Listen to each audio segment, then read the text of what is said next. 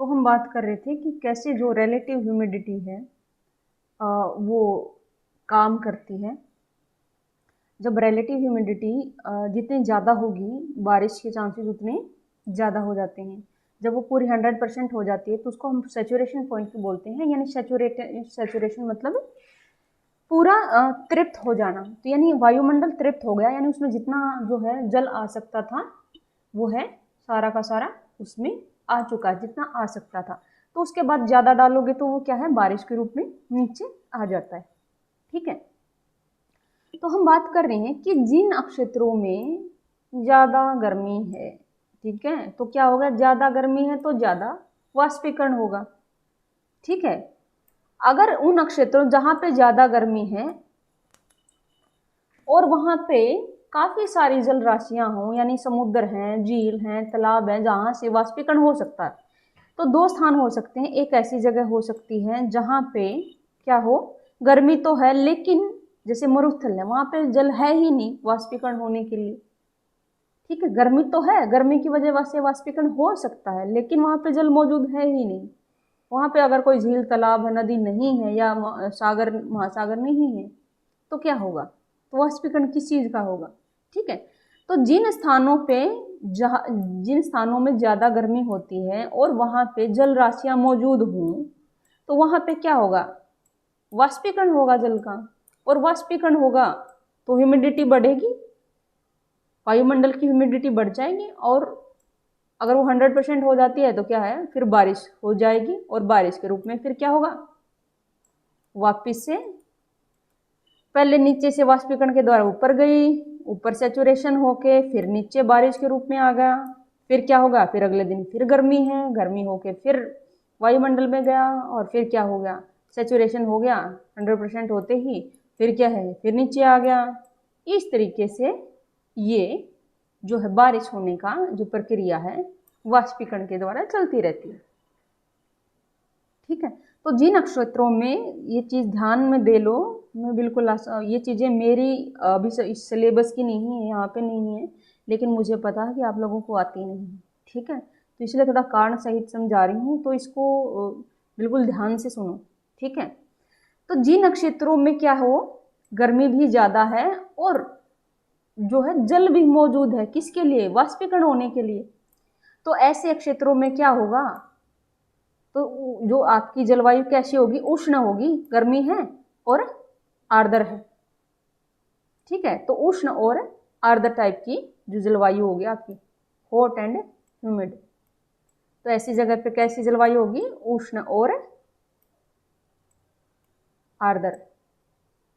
ठीक है, गर्म भी है और आर्द्रता भी बहुत है, यानी नमी भी, आर्द्रता मतलब नमी भी ज्यादा है। अच्छा, रहने अब ये देखते हैं इस जलवायु की क्या विशेषता है। हमारे जो भी जलवायु होती है, तो वायुमंडल में जिस तरह की स्थितियां हैं वो मनुष्य के ऊपर प्रभाव डालती हैं। ठीक है, तो वो मनुष्य के ऊपर कहीं ना कहीं जो है उसका इम्पैक्ट होता है।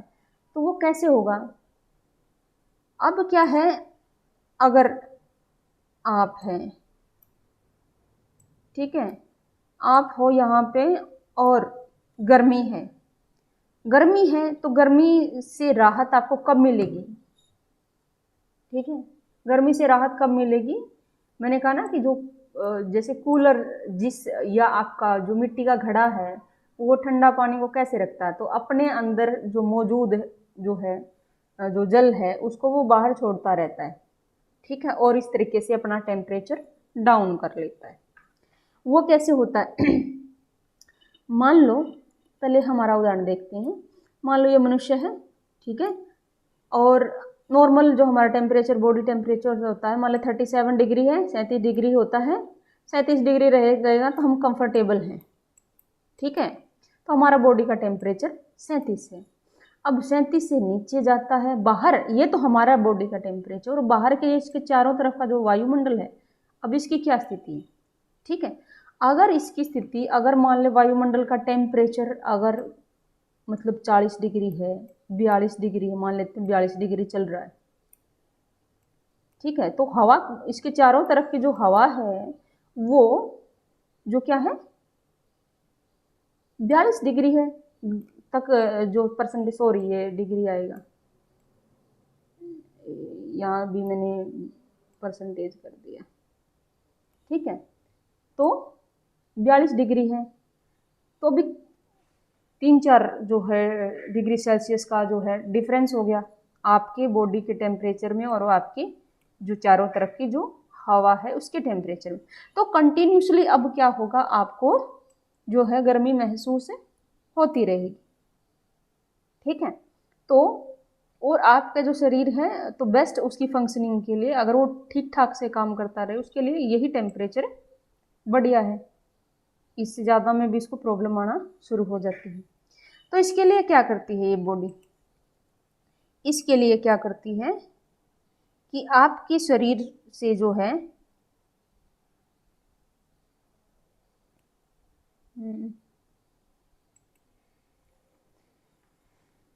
ठीक है, पहले वायुमंडल बना देते हैं, ये बना दिया वायुमंडल, ठीक है। अब आपको आपकी समस्या है कि आपके चारों तरफ का टेम्परेचर ज़्यादा है, आपका उससे कम है और आपको बाहर से बहुत जो है गर्मी महसूस हो रही है। अब इस समस्या का समाधान ये कैसे करेगा, तो ये क्या करता है, बाहर की जो हीट है, गर्मी है, उसने इसकी बॉडी को गर्म कर दिया। अब ये भी मतलब क्या है, मान लो 42 डिग्री तक पहुंच गया आपका टेम्परेचर, भी इतना पहुंचता नहीं, मैं वैसे कह रही हूँ। मान लो ये इसका टेम्परेचर में कुछ जो है वो हो जाती, अगर क्या नहीं होता तो ये मैकेनिज्म, अगर इसका भी 42 पहुंच गया तो बुखार ही हो गया। बुखार में क्या होता है, आपका टेम्परेचर ही तो हाई होता है, ठीक है। तो क्या हो जाएगा, अगर इसका बाहर का एनवायरनमेंट के अकॉर्डिंग रहेगा तो इसका बुखार होना ही तय है। लेकिन ये क्या करेगा, कुछ ये जो हमारी बॉडी है वो एक मैकेनिज्म अपनाती है। वो क्या करती है कि इस हमारे शरीर का 70% क्या है, लिक्विड है, पानी है, ठीक है। तो वो क्या करेगी, और पानी क्या करता है, तो आपके शरीर की गर्मी, ठीक है, बाहर का टेम्परेचर लेके आपका भी टेम्परेचर 42 हो गया बाहर के टेम्परेचर की वजह से, अब आपका शरीर के अंदर गर्मी होगी। तो उस गर्मी की वजह से क्या होगा, आपके अंदर जो जल मौजूद है, ठीक है, तो आपके शरीर के जो रोम छिद्र हैं उनसे क्या है, पसीने के रूप में वो बाहर आ जाएगा। गर्म हो गया ना, आपका जो बॉडी का टेम्परेचर बढ़ गया और उसकी वजह से अब क्या करता है, आप बाहर भी तो ऐसा ही होता है, ज़्यादा हीट बढ़ा दोगे तो जल क्या करेगा, भाप ही बनेगा, ठीक है। तो ये क्या है, आपके रोम छिद्रों से आपकी स्किन के ऊपर या बाहर आ जाता है और बाहर आके जो है ठंडा हो जाता है। तो यानी ये उस जल को वाष्प बनाने में, यानी आपके शरीर से बाहर निकालने में, या उसको जो है वाष्प बनाने में, गर्म करने में, जब मान ली उसको गर्म करने में ऊर्जा लगी है ना, एनर्जी की बात करें, हर चीज़ के लिए एनर्जी की ज़रूरत है, तो इसको एनर्जी बनाने में, तो आपके अंदर मौजूद जो जल है उसको गर्म करने में ये आपकी इस 42 डिग्री सेल्सियस में से जो है आपकी कुछ एनर्जी लग गई, तो फिर आपका 37 हो गया, ठीक है। तो यानी आपका जो बॉडी टेम्परेचर है नॉर्मल हो गया, ठीक है। तो यानी इसको बोलते हैं ट्रांसपीरेशन, पसीना आना, एक तो वाष्पीकरण होता है, ठीक है, और जो पौधे या जंतुओं के शरीर से जो एक तरह का वाष्पीकरण होता है उसको ट्रांसपीरेशन कहते हैं, वाष्प उत्सर्जन, ठीक है। वाष्पीकरण थोड़ा डिफरेंट है, उसी को अगर मतलब वाटर बॉडी से हो जाए तो वाष्पीकरण हो गया, और जीव जंतुओं के शरीर से हो जाए तो वो ट्रांसपीरेशन या वाष्प उत्सर्जन कहते हैं। तो हमारे शरीर से वाष्प उत्सर्जन, तो वो जल को वो भाप बना के बाहर निकालने में बहुत सारी जो एनर्जी हमने खपा दी, तो हमने और इसी प्रक्रिया की वजह से हमारा बॉडी टेम्परेचर लो हो गया और हमें गर्मी महसूस नहीं हुई, और यानी हम बीमारी से या जो आगे समस्याएं हो सकती थी उनसे हम बच गए। लेकिन अब तुम सोचोगे इस तरीके से, तो आपके अगर गर्मी से बचने के लिए आपका शरीर उस पानी को भाप बना के बाहर मले निकाल रहा है, तो आपके शरीर में फिर क्या हो जाएगा, पानी की कमी होगी। अब गर्मी तो मान ले आपके 6 घंटे रहेगी, तो लगातार 6 घंटे बॉडी इसी तरीके से काम करती रहेगी, तो पानी की कमी हो जाएगी। तो इसलिए क्या करते हैं, गर्मी में हम क्या है ज़्यादा पानी पीते रहते हैं, तो क्योंकि ज़्यादा पानी पिया और बॉडी इसको गर्म करेगी और बाहर निकाल देगी। ठीक है, तो ऐसी स्थिति में ना तो आपके शरीर में पानी की कमी रही और बॉडी टेम्परेचर भी लो हो गया। ठीक है, आगे समझ में, जैसे वो कूलर भी ऐसे ही काम करता है और हमारे बॉडी भी ऐसे ही काम करती है। ठीक है, क्लियर है। तो अगर अब हमने कहा ना कि आपका शरीर जो है पसीने के रूप में अपने शरीर के अंदर जो मौजूद जो जल है उसको पसीने के रूप में बाहर निकाल रहा है। ठीक है,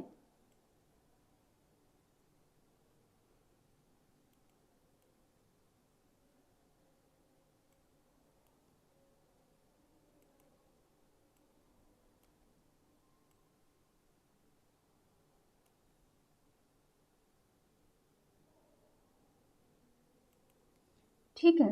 तो अब क्या करेगा, अगर यहाँ पे ह्यूमिडिटी मान लो 40% है, अभी वायुमंडल में जो जल की मात्रा अगर 40% थी, 100 में 100 हो सकती थी, उसमें से केवल 40% है, और आप पानी पी रहे हो लगातार, और फिर क्या है वाष्पीकरण के द्वारा जो है पसीने के द्वारा आप हैं या पौधे हैं उस जल को वापस से वायुमंडल में छोड़ रहे हो।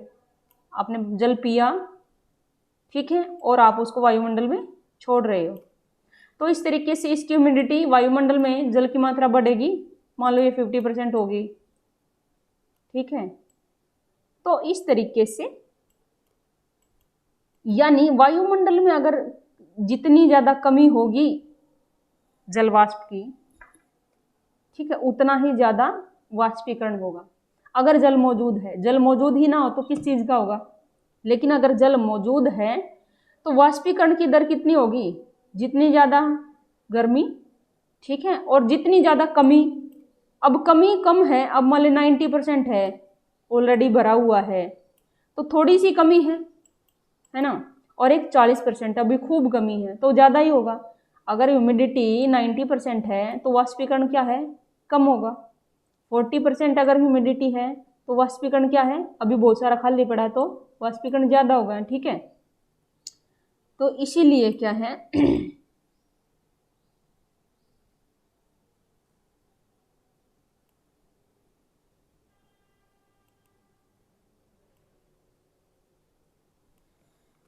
तो इसीलिए क्या होता है कि गर्म जो है रेनी सीजन होता है, जब हमारे यहाँ पे बारिश का सीजन होता है, जब यहाँ पे 80 डिग्री 90 डिग्री तक की ह्यूमिडिटी पहुँच जाती है, 80 डिग्री 90 डिग्री, ठीक है, तो 80 डिग्री 90 डिग्री यानी बारिश होने में थोड़ी सी कमी रहती है, तो 80-90 डिग्री लगातार बनी रहती है, और 100 होते बीच बीच में, जब 100 हो जाती है तो बारिश होती रहती है, जो हमारा बारिश का सीजन है। ठीक है, तो 80 डिग्री है, मतलब सॉरी यहाँ पे मैं उल्टा बोल रही हूँ, 80 डिग्री नहीं, 80% और 90%, और टेम्परेचर के लिए डिग्री होता है, तो इसलिए मैं ना बोलते बोलते कई बार।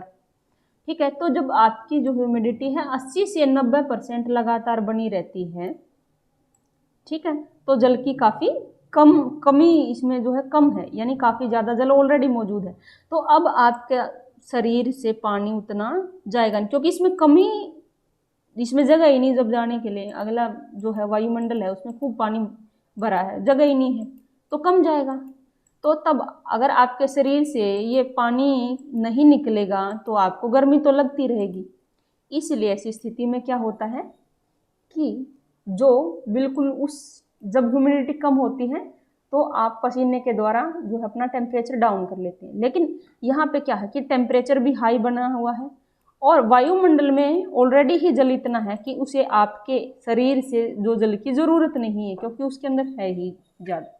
तो इसलिए जो रेनी सीजन होता है, बारिश का सीजन है, वो बहुत ही ह्यूमिडिटी वाला होता है और उमस वाला होता है, ख़राब होता है, उसमें जो है जो रहना है वो बहुत मुश्किल हो जाता है। ठीक है, तो आप खुद देखो कि सिर्फ 2 महीने भी निकालने हमारे लिए बहुत मुश्किल हो जाते हैं, हम वेट करते हैं कि कब ये सीज़न ख़त्म होगा। ठीक है, तो यानी हम जहाँ पे रहते हैं वहाँ पे 2 महीने जो है हमें जो है निकालना मुश्किल हो जाता है, और हमारे यहाँ पे तो उतना हाई टेम्परेचर भी नहीं होता और उतना क्या नहीं होता, उतनी ह्यूमिडिटी भी नहीं होती। ठीक है, जितना कि ये जो भूमध्य रेखीय क्षेत्र हैं उनमें बहुत ज़्यादा जो है टेम्परेचर होता है हाई, और ह्यूमिडिटी भी यहाँ से ज़्यादा होती है, तो वहाँ पे प्रॉब्लम और वर्ष भर वही समस्या बनी रहती है। तो क्या वहाँ पे ज़्यादा लोग रह पाएंगे? क्या आप वहाँ पे रहना पसंद करोगे? ठीक है, नहीं करोगे। तो जो उष्ण और आर्द्र किस्म की जो जलवायु है, जहाँ पे हाई टेम्परेचर होता है और क्या है, हाई रेनफॉल होती है, तो वहाँ पे उष्ण और आर्द्र जो किस्म की जलवायु में जो रहना है वो आसान नहीं होता, इसलिए उन जगहों पर जो है पॉपुलेशन लिमिटेड होगी। ठीक है, तो उन जगहों पर क्या है, पॉपुलेशन लिमिटेड होगी।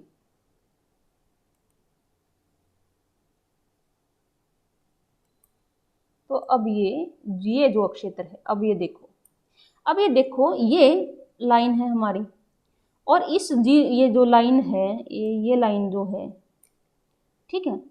अब ये तो जैसे ये महाद्वीप दिख रहा है, ये अफ्रीका महाद्वीप है, ये ऑस्ट्रेलिया हो गया, ये दक्षिण अमेरिका हो गया। अब इनके बीच में कितने बड़े महासागर मौजूद हैं? अब ये देखो खूब, यहाँ पे भी कोई ज़्यादा खास है धरातल नहीं है, ज़मीन ज़्यादा नहीं है, जल जो है जलीय क्षेत्र काफ़ी ज़्यादा है। ये देखो अभी महासागर ही महासागर है। तो इन अक्षांशों की यानी 0 डिग्री या भूमध्य रेखा के आसपास के क्षेत्र में जो है काफ़ी ज़्यादा जो जलीय क्षेत्र है यानी महासागर है। ठीक, अब ये सारे खाली पड़े हैं। अब यहाँ पे गर्मी भी ज़्यादा है, और ये इतने बड़े बड़े महासागर हैं, उनसे लगातार बहुत बड़ी मात्रा में जो है वाष्पीकरण होता रहता है और बहुत ज़्यादा वर्षा होती रहती है।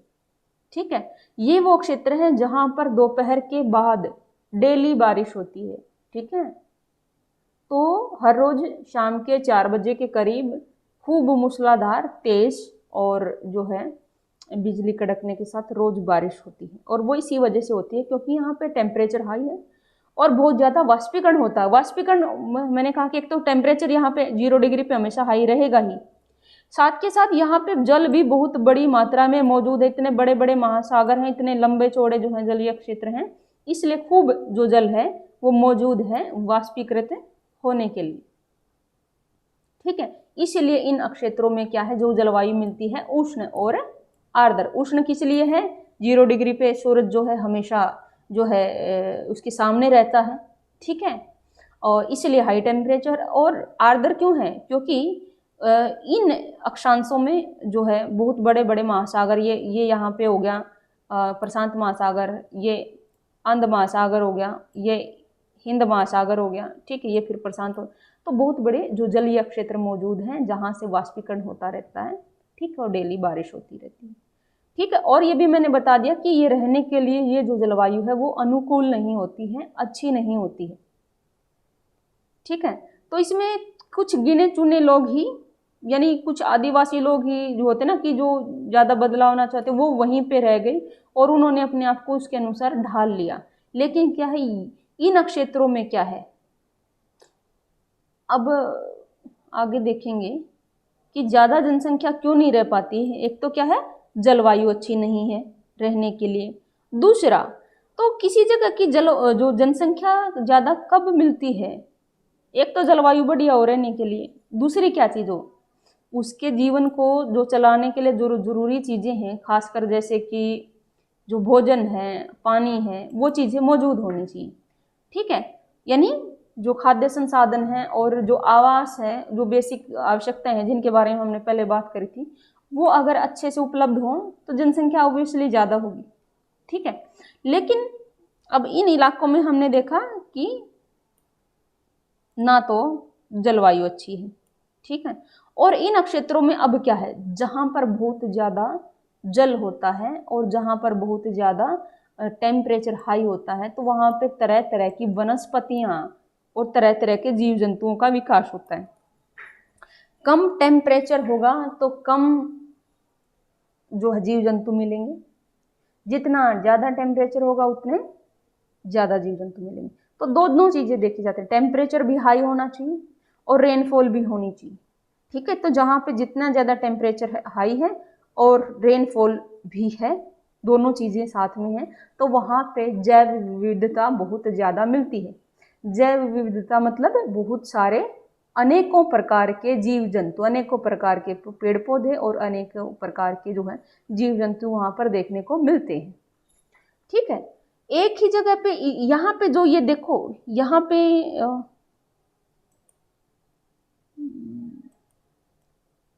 ये आपको दिखाई देगा, ये जो एरिया इस मैप में ये दिख रहा है, ये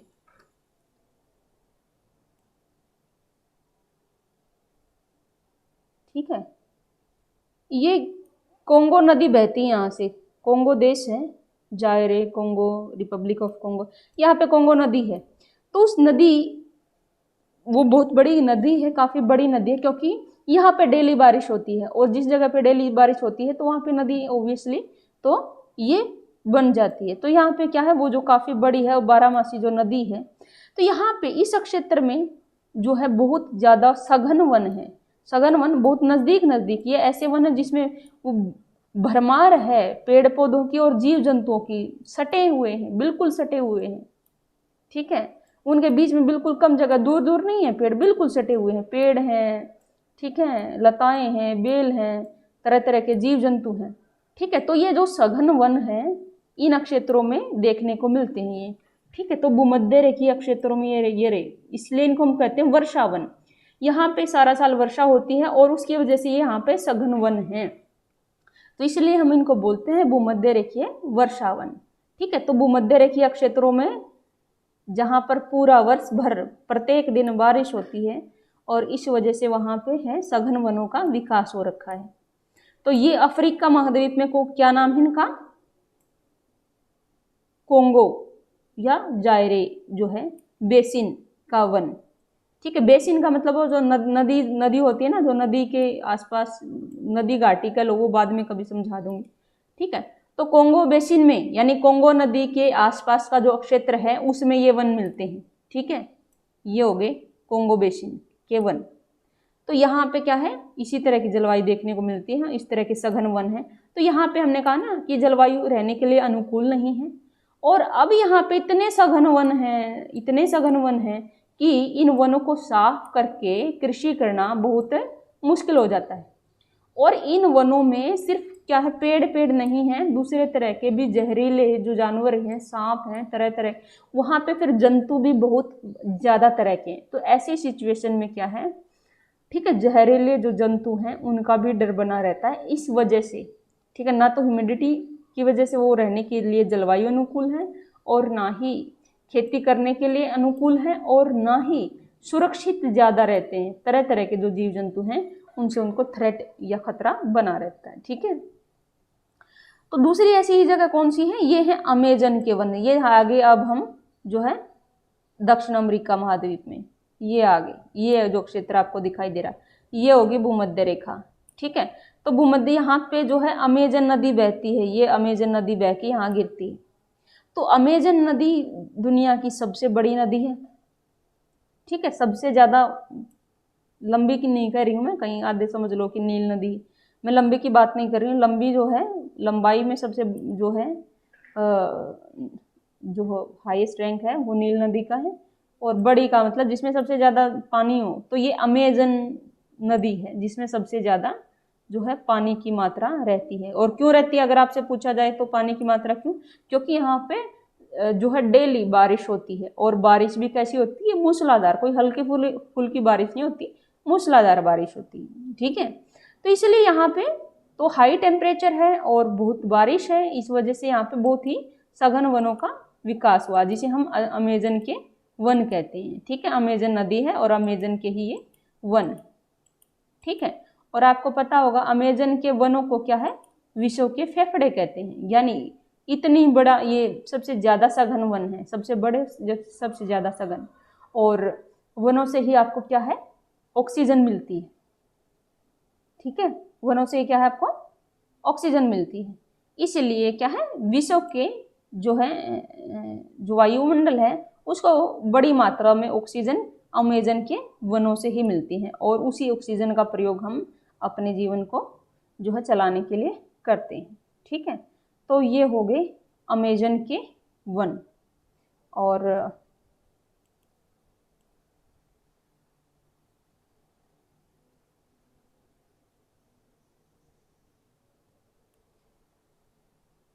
ठीक है, तो एक एरिया तो ये हो गया भूमध्य रेखीय वर्षा वनों में, एक तो अमेजन के वन हो गए, दूसरे कंगो बेसिन के जो वन है वो हो गए, और फिर आगे आते हैं भूमध्य रेखा में। ये अब ये देखो, ये आ गए, ये क्षेत्र हैं, ये भूमध्य रेखा में पड़ते हैं। अभी ये इंडोनेशिया, ये यहाँ पे ये इंडोनेशिया और इसके आसपास के न्यू पपुआ गिनी और कुछ ये क्षेत्र हैं। ठीक है, ये द्वीप हैं, द्वीपों के समूह हैं। ठीक है, तो यहाँ पे भी वही उष्ण और आर्द्र जलवायु है। तो यहाँ पे भी क्या है, इन देशों में भी इंडोनेशिया वगैरह है और न्यू पपुआ गिनी में काफ़ी सघन वन मिलते हैं और इसी तरह की जलवायु मिलती है। तो इसलिए यहाँ पे भी पॉपुलेशन काफ़ी कम रहती है। और यहाँ पे वही लोग जो है ना कि आदिवासी लोग, जनजातीय लोग जो प्राचीन काल से यहाँ पे रह रहे हैं और उन्होंने अपनी जो है प्राचीन जो पद्धति है उसको ही बनाए रखा है, चेंज नहीं किया। ठीक है, क्योंकि यहाँ का एनवायरनमेंट ज़्यादा पॉपुलेशन को सपोर्ट नहीं कर सकता है। यहाँ कोई बड़ी जो है पैमाने पे कृषि नहीं हो सकती है। ठीक है, और इसीलिए, और इन वनों को भी अगर मान लो इन वनों को साफ भी आप सोच लो, इन वनों को साफ कर दो तो बाकी के विश्व में तो इतने सघन वन होंगे नहीं। फिर वनों यानी विश्व में वनों की जो है जो प्रोपोर्शन है वो वैसे ही कम हो रखा है, तो प्रॉब्लम हो जाएगी। तो इन क्षेत्रों में नेचुरली ही वन बहुत अच्छे मिलते हैं, तो कम से कम हमें जो है इन वनों को नहीं जो है साफ करना चाहिए और इनको ऐसे के ऐसे बनाए रखना चाहिए। ठीक है, अब अमेजन के वन साफ होते हैं तो इसका मतलब ये नहीं कि ब्राजील का ही नुकसान होगा, वो पूरे विश्व को नुकसान होगा। ठीक है, आ रही समझ में? तो इसीलिए ये जो वन क्षेत्र हैं वो बहुत ही कम जो पॉपुलेशन है, बहुत कम जनसंख्या है, उसका भरण पोषण कर सकते हैं और ना ही जलवायु रहने के लायक है। इसलिए जो इन क्षेत्रों में कुछ आदिवासी लोग रहते हैं और जो क्या करते हैं, अब हमने कहा ना कि हमने जब गैदरिंग का कर रहे थे, गैदरिंग का किया था, तो वनों से ही खासकर ज़्यादातर जो वनों से तरह तरह की वन ऐसी चीज़ है जो जहाँ जो बहुत सारी चीज़ों में जो प्रचुर मात्रा में हमें संसाधन देते हैं। तो तरह तरह के संसाधन हमें यहाँ से मिल जाते हैं। एक तो पॉपुलेशन ऐसे, एक तो आदिवासी जो वनों में रहते हैं और एक ऐसे आदिवासी जो मरुस्थलों में रहते हैं। तो किन किन की समस्या ज़्यादा है? मरुस्थलों में रहने वालों को जल भी नहीं मिल रहा है। ठीक है, गर्मी भी मतलब वो ज़्यादा है, खाने के लिए भी उतनी चीज़ें नहीं मिलेंगी, ना उतने पेड़ पौधे मिलेंगे, ना उतने जो है जीव जंतु मिलेंगे। ठीक है, ना तो पेड़ पौधे, अब मरुस्थलों में तो ना तो इतने पेड़ पौधे हैं और ना ही शिकार करने के लिए उतने जंतु हैं। लेकिन वनों में क्या है, खूब पेड़ पौधे हैं। ठीक है, पेड़ पौधों से जो चीज़ें चाहिए वो ले सकते हो, शिकार करने के लिए भी जो भी मान लीजिए है जीव जंतु भी उन्हीं के अंदर ज़्यादा पौधे हैं तो जीव जंतु हैं। ठीक है, तो इसीलिए इन जो वनों में क्या है, संग्रहण का जो काम है वो ये लोग आदिवासी में रहने वाले जो तरह तरह की अलग अलग जगहों पर अलग अलग जनजातियां हैं। ठीक है, उनको हम देखेंगे।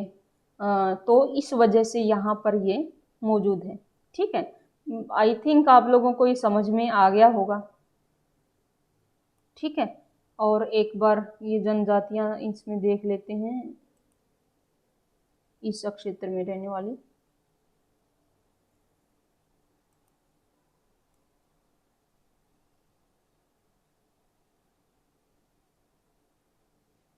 कुछ जनजातियों के नाम हैं ये इसमें दे रखे हैं मैंने, इसलिए कि आप याद कर लेना, ये जीके के हिसाब से भी इम्पोर्टेंट और कुछ फैक्चुअल चीज़ें भी आपको याद रखनी चाहिए। ठीक है, सेमांग ट्राइब है, सेमांग जनजाति है जो कहाँ पे है, मलय पेनिनसुला, और सिंपली कहो तो मलेशिया लिख सकते हो, या मलेशिया देश के अंदर जो है मलय प्रायद्वीप है। ठीक है, और सिकाई जो है जो ट्राइब है वो थाईलैंड में मिलती है। ठीक है, तो हम इसको अगले नेक्स्ट पेज पे कंटिन्यू करते हैं। अब देखते हैं, आप लोगों ने मैं ये मान के चल रही हूँ कि आप लोगों ने मैप कर लिया होगा।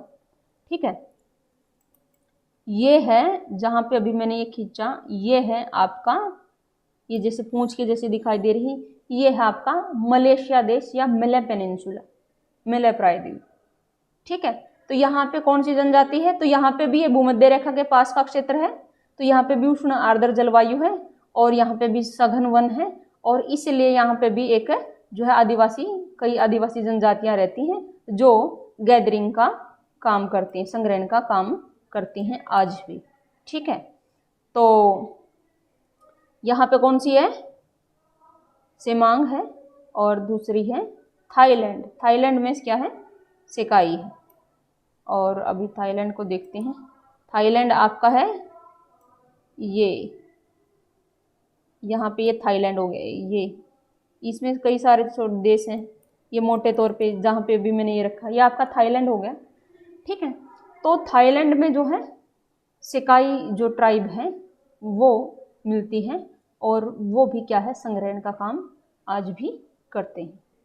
ठीक है, और उसके अलावा तो इस क्षेत्र में जो इसको बोलते हैं दक्षिण पूर्वी एशिया, ठीक है, तो भूमध्य रेखा के आसपास का दक्षिण पूर्वी एशिया का जो क्षेत्र है, तो यहाँ पे सेमांग और सेकाई जो ट्राइब्स हैं वो आज भी संग्रहण का काम करते हैं। उसके अलावा देखते हैं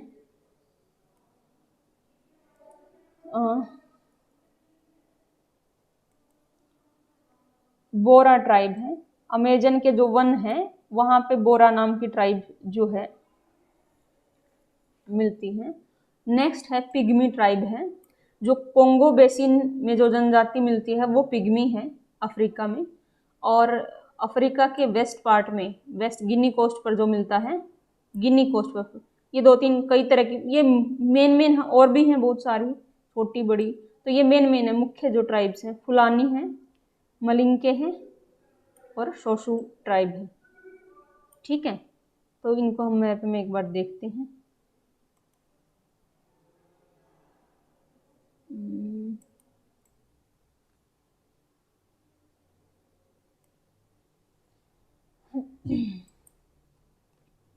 तो अफ्रीका में कौन कौन सी ट्राइब्स हैं, अब ट्राइब्स की बात आ गई तो हमने कहा कि यहाँ पे अमेजन का जो दक्षिण अमेरिका में अमेजन के वन में बोरा, ठीक है, बोरा जनजाति है, बोरा ट्राइब्स है यहाँ पर अमेजन के वनों में। अच्छा, उसके बाद ये जो यहाँ पे जो जायरे है, जायरे बेसिन है, यहाँ पे इस क्षेत्र में क्या है, पिग्मी है, और पिग्मी काफ़ी फेमस और इम्पोर्टेंट है, दुनिया की सबसे इम्पोर्टेंट ट्राइब्स में से एक है पिग्मी। और उसके बाद आता है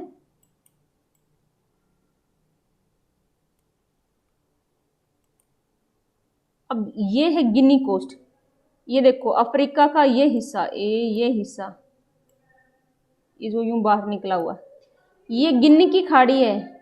यहाँ पे ये जो समुद्र है ये गिनी की खाड़ी बोलते हैं इसको, गल्फ ऑफ गिनी। ये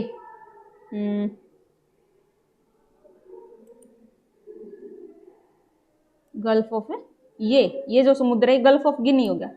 तो ये गिनी की खाड़ी के साथ में लगता हुआ जो ये कोस्ट है अफ्रीका का, इस तट को गिनी कोस्ट बोलते हैं। पश्चिम जो अफ्रीका है इसको गिनी कोस्ट, यानी इसके साथ में गिनी की खाड़ी के साथ में लगता हुआ ये वाला जो एरिया है ये गिनी कोस्ट है। इस गिनी कोस्ट पर कई सारी जो हैं ट्राइब्स देखने को मिलती हैं, जैसे कि फुलानी है, मलिंके हैं और शोशु है। ठीक है, तो यहाँ से लेके यहाँ तक का जो एरिया है गिनी कोस्ट हो गया। तो यहीं पर क्या है, फुलानी है, नाइजीरिया वगैरह जो देश है, नाइजीरिया है, घाना है, ये देश यहाँ पे फुलानी, मलिंके, शोशु, ये ट्राइब इसी एरिया में यहाँ पे मिलती है।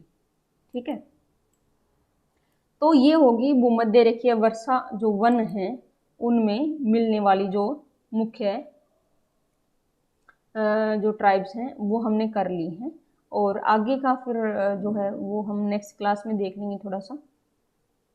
ठीक है, आई थिंक आप लोगों को समझ में आ गया होगा।